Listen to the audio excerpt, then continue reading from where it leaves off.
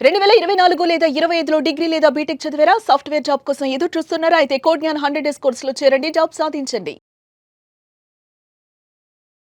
చాలా మంది students coding దగ్గర ఎక్కడో అక్కడ కొన్ని మిస్ అవుతూ ఉంటుంటారు. అలా మనం జావాకి సంబంధించి గనక తీసుకుంటే ఊప్స్ కాన్సెప్ట్ ఏదైతే ఉంటుందో కొంతమంది చెప్పగలుగుతారు కానీ దాన్ని డిజైన్ చేసే ప్రాసెస్ ఏదైతే ఉంటుందో అక్కడ ఫెయిల్ అవ్వడం జరుగుతూ ఉంటుంది. దేనివల్ల అంటారు? స్టూడెంట్ ఎక్కడ మిస్ అవుతున్నారు, దాన్ని ఆ క్లారిటీ ఎక్కడ పోతుంది అంటారు? చాలా ఇంపార్టెంట్ క్వశ్చన్ అండి. అంటే ప్రతి ఫ్రెషర్కి అవసరమైన క్వశ్చన్ అడిగారు. True. OOPs object oriented principles అన్నది ప్రతి సాఫ్ట్వేర్ అప్లికేషన్ డెవలప్మెంట్లో ఇంపార్టెంట్ థింగ్ అన్నమాట. కాకపోతే స్టూడెంట్స్ ఎలా థింక్ చేస్తారు అంటే ఆ కాన్సెప్ట్స్ నేర్చుకుంటే మనకి జాబ్ వచ్చేస్తుంది అన్న పాయింట్లో ఉంటారండి. సో ఎక్కువ మంది స్టూడెంట్స్ మనం రెగ్యులర్గా చూస్తే వాళ్ళు ఈ ఊప్స్ కాన్సెప్ట్స్ చాలా స్ట్రాంగ్గా నేర్చుకుంటారు, థియరిటికల్గా నేర్చుకుంటారు. Okay, inheritance, polymorphism, abstraction methods, చాలా కాన్సెప్ట్స్ ఉంటాయి, ఎన్కాప్సులేషన్ ఇట్లాగా. కానీ దాన్ని ఎక్కడ అప్లై చేయాలి అన్నది వాళ్ళకి క్లారిటీ ఉండదు అనమాట. ఇంటర్వ్యూర్ ఎప్పుడైనా సరే మీకు డైరెక్ట్గా కోడింగ్ క్వశ్చన్తో స్టార్ట్ అవ్వదు. టీఆర్ రౌండ్కి వెళ్ళి టెక్నికల్ రౌండ్కి వెళ్ళినప్పుడు వాడు స్లోగా తీసుకెళ్తాడు. సో ఫస్ట్ ఈ క్వశ్చన్స్ అడుగుతారు. అడిగినప్పుడు చాలా కాన్ఫిడెంట్గా ఊప్స్ కాన్సెప్ట్స్ అన్ని చెప్తారు. ఓకే, చెప్పిన తర్వాత దాన్ని ఒక రియల్ టైమ్ ఎగ్జాంపుల్లో ఎక్స్ప్లెయిన్ చేయమన్నప్పుడు చాలా మంది చేయలేరండి.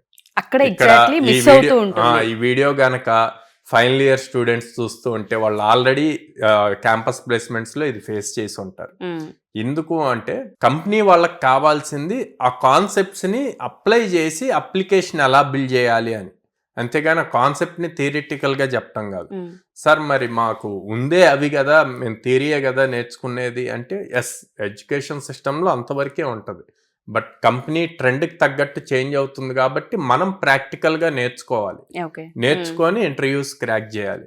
సో ఈ నేర్చుకునే పద్ధతిలో మళ్ళీ ఇక్కడ ఎక్కువ మంది ప్రతి కాన్సెప్ట్కి ఊప్స్లో మల్టిపుల్ కాన్సెప్ట్స్ ఉంటాయండి, ప్రిన్సిపల్స్, అవి ఎక్స్ప్లెయిన్ చేయటం కోసం క్లాసెస్ ఎక్కువ రాసేస్తారనమాట.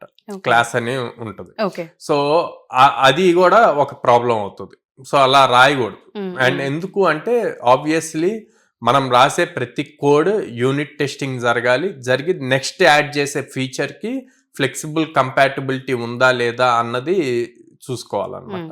ఇవన్నీ మిస్ అవుతాయి. సో ఇవన్నీ ఎప్పుడు నేర్చుకోగలరు అంటే నేర్చుకునే చిన్న కాన్సెప్ట్ అయినా పెద్ద కాన్సెప్ట్ అయినా ఇన్ డెప్త్ ప్రాక్టీస్ చేయాలి. ఒక అప్లికేషన్ మీరు క్లాస్ రూమ్లో నేర్చుకుంటే కాన్సెప్ట్ యూజ్ చేసి బిల్డ్ చేయగలము అనుకుంటే మీరు ఇంకో 2-3 అప్లికేషన్స్ మీ అంతగా అదే కాన్సెప్ట్ యూజ్ చేసి బిల్డ్ చేయగలగాలి. అప్పుడు ఆ కాన్సెప్ట్ మీద మీకు గ్రిప్ అన్నది బాగా వస్తుంది. అప్పుడు ఎలాంటి లాజిక్నైనా సాల్వ్ చేయగలుగుతారు కోడింగ్తో. సో ఇవి మీరు అప్లై చేసేటప్పుడు ఇప్పుడు for suppose 3 lakhs package, 4 lakhs package, until 5 lakhs package వరకు కూడా ఎక్కువ ఇన్డెప్త్ కోడింగ్ చూడరు కానీ లాజికల్ కోడింగ్ చూస్తారు. ఇచ్చిన కాన్సెప్ట్ ని లాజికల్ గా ఎలా సాల్వ్ చేయగలుగుతారు, ఏ టైప్ ఆఫ్ కాన్సెప్ట్స్ అప్లై చేస్తారు అన్నది చూస్తారు. అదే 5 above ప్యాకేజెస్ వచ్చాయి అంటే ఆర్కిటెక్చర్ లెవెల్లో చూస్తారు అనమాట. Architecture level in the sense ఇక్కడ మళ్ళీ ఇంకో క్వశ్చన్ వస్తుంది మనకి, ఇమీడియట్ కింద కామెంట్స్ వస్తాయి, ఆర్కిటెక్చర్ అంటే ఎక్స్పీరియన్స్ ఉండాలి కదా అని. ఎక్స్పీరియన్స్ ఉండాల్సిన అవసరం లేదు. ఆర్కిటెక్చర్ లెవెల్ అంటే నీకు అసలు నువ్వు చేసే ప్రాజెక్ట్ని ఎలా స్కేలబుల్ చేయొచ్చు అన్న ఒక క్లారిటీ ఉండాలి. దానికి తగ్గట్టు కోడ్ని రేపు ఇందాక మనం మాట్లాడినట్టు 100 members వచ్చినా 1000 members ఒకేసారి నీ ప్లాట్ఫామ్కి వచ్చినా అది హ్యాండిల్ చేయగలగాలి. ఆ కోడ్ కూడా అలాగే రన్ అవ్వాలన్నమాట. సో అట్లాంటి థింగ్స్ అన్నీ కూడా క్లారిటీ ఉండాలి. ఆ క్లారిటీ ఉండాలి అన్నప్పుడు OOPs plays the clear major role. Object oriented principles okay, కానీ దాన్ని ఎలా స్కేలబుల్ చేయొచ్చు, ఆ కోడ్ని ఎలా ఆప్టిమైజ్ చేయగలరు అన్నది కూడా ఇంపార్టెంట్. అవన్నీ నేర్చుకోరు. కాలేజ్లో కనుక మనం చూస్తే ఓన్లీ థియరీ ప్రకారంగానే ఉంటుంది. అట్లీస్ట్ మనకి ఇన్స్టిట్యూట్స్లో ఎక్స్పెక్ట్ చేసేది ఏంటంటే ప్రాక్టికల్ నాలెడ్జ్. ఇక్కడ ప్రాక్టికల్ నాలెడ్జ్ వచ్చినప్పుడే మనం ఇంటర్వ్యూస్లో దాన్ని క్రాక్ చేయడానికి ఈజీగా ఉంటుంది. సో మన కోడ్ జ్ఞాన్లో మీరు ఏదైతే చెప్తూ ఉన్నారో దాన్ని డిజైన్ చేసే ప్రాసెస్ కావచ్చు, నేర్పించే అవకాశం ఉంటుంది అంటారా? ప్రతి స్టూడెంట్కి దానిపైన గ్రిప్ వస్తుంది అంటారా సార్? సో అందుకేనండి కోడ్ జ్ఞాన్లో మేము instead of concept based learning కన్నా కూడా అప్లికేషన్ బేస్డ్ లెర్నింగ్ ఉంటుంది అనమాట మా దగ్గర. అంటే మీరు ఏది డిజైన్ నేర్చుకోవాలి అన్నా, ఏ కాన్సెప్ట్ కాన్సెప్ట్ నేర్చుకోవాలి అన్న కంపల్సరీగా ప్రాజెక్ట్ బిల్డ్ చేస్తూనే నేర్చుకుంటారు. సో అందుకే ఇప్పుడు జావా గురించి మాట్లాడుతున్నాం కాబట్టి జావా ఆల్మోస్ట్ 14 వీక్స్ డ్యూరేషన్ అన్నమాట, Java full stock. So 14 weeks duration అన్నప్పుడు ఎవ్రీ వీక్ మీకు ఒక ప్రాజెక్ట్ ఉంటుంది. ఆ ప్రాజెక్ట్ కి ఏం కాన్సెప్ట్స్ కావాలి, ఆ కాన్సెప్ట్స్ ఎలా నేర్చుకొని బిల్డ్ చేయాలి అన్నది నేర్పిస్తూ ఉంటాం ఆ వీక్ మొత్తం.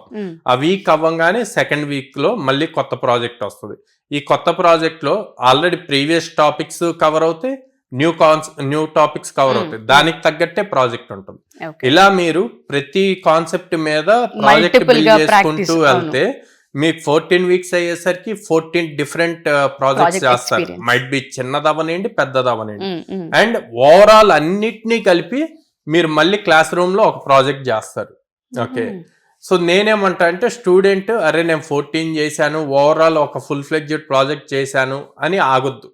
మళ్ళీ మీ ఓన్ గా ఇంకొక 2 or 3 ప్రాజెక్ట్స్ చేస్తే మీకు స్ట్రాంగ్ సాలిడ్ గ్రిప్ ఉంటుంది. ఓకే,